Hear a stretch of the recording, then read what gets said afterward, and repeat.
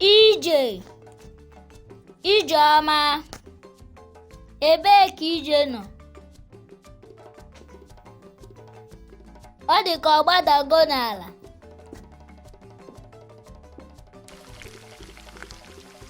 Mama! Ọ gịnị?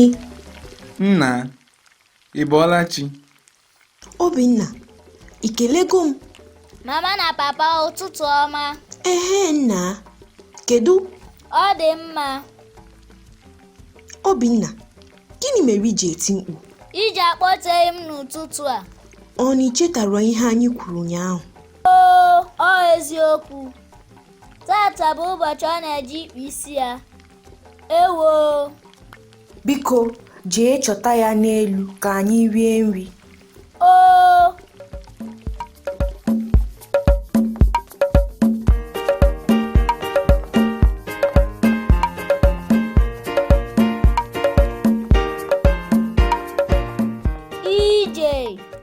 Ije mama na-akpọ gị.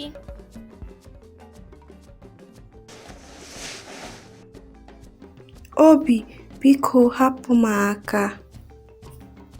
Mama sị gị bịa rie nri. Ọkwa akwa na achịcha. Ana m abịa.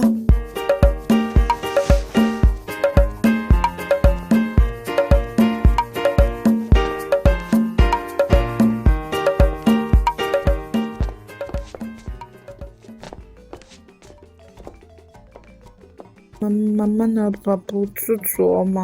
Ezigbo nwa m. Kedu? Asa nwa m. Kedu? Ọ dị mma. Ije, echezina uche maka isi gị. Nne, bịa rie nri ka unu pụọ. Papa. Ije, ọkwa ichetara otu anyị si eme? Anyị ga-asa ntutu isi gị, chere ya ka ọ kọọ, vọọ ya. Tupu anyị ejebe ebe a na-eke isi, ha ekezie gị isi otu isi chọọ. Ị nụla? Mana ọ na-afụ ụfụ oge niile. Ije, ama m.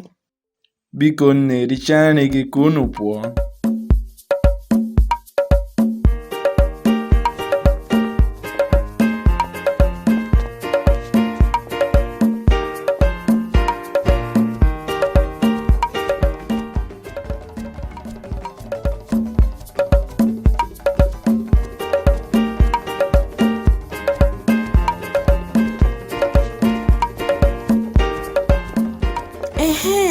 Anyị emechaala.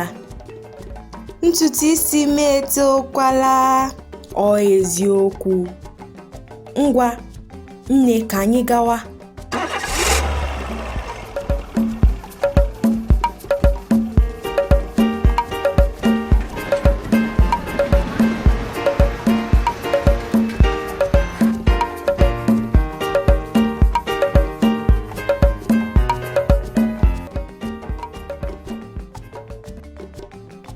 Aunty Nkechi, ehihie ọma. Nne, kedu ụdị isi chọrọ ka anyị kee tata? Aunty, lee ya ebe a. Ọ dị mma. Ngwa, ka anyị bido. Ije, ka m bịa. Kasi obi, mama. Aunty, ọ na-afụ ụfụ. Ndo nne. Nne, lekwa ihe m zụtara gị. Mama, daalụ. Jisie ike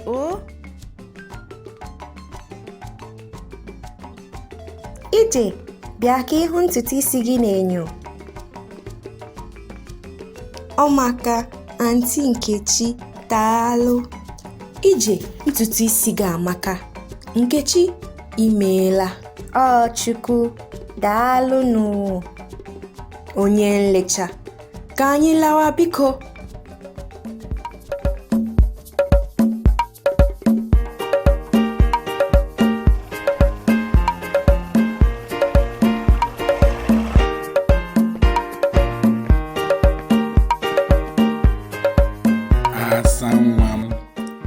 Maka.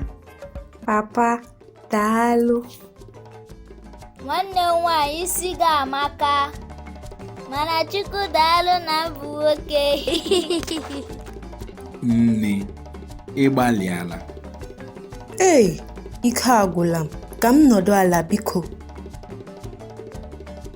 Ndo nne, ka m kutere gị mmiri o. Daalụ, di m ọma.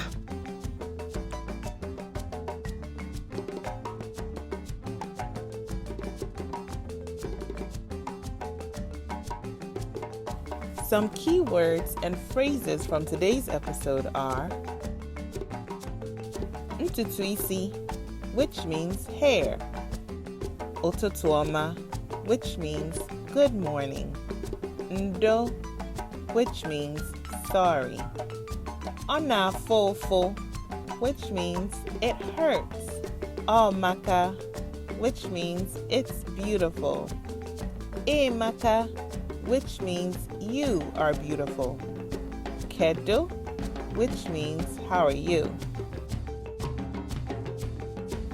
Ọdịmma, which means I'm fine or it is well. Elu, which means up. Ala, which means down. Asa, which means beautiful. Practice these keywords as you continue to learn Igbo with EJ the World Traveler. See you next time. Orugo no mume. Guess what time it is? Quiz time. Ajụjụ nke mbụ. Kedu ihe Obi ji eti mkpu? Why was Obi screaming?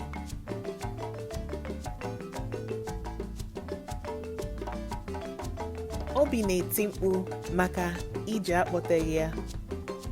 Obi was screaming because EJ did not wake him up. Ajụjụ nke abụọ. Kedu ihe bụ iwe EJ? Why was EJ upset?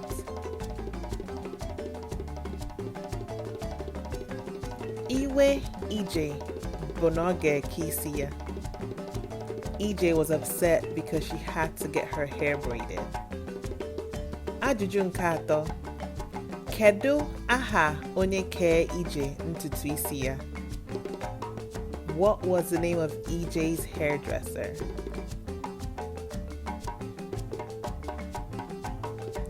Auntie Nkechi. Did you get all the questions right? Yes? No? Watch the episode again to see what you may have missed, all in Igbo. Subscribe to the EJ the World Traveler YouTube channel today.